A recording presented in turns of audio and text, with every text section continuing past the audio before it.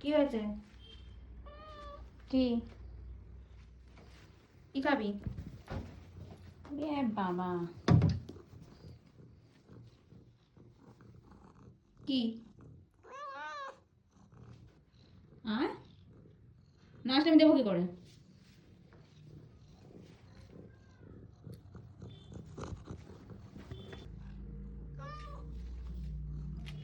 ওখানে নেই। আমার ব্যাগে আছে। হ্যাঁ ব্যাগে আছে। তাই গন্ধ পেয়েছিস? এইখানে, এই যে, এই যে, এই যে, এই যে, খাবি?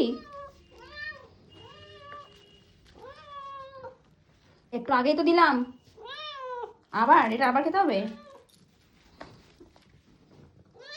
কি?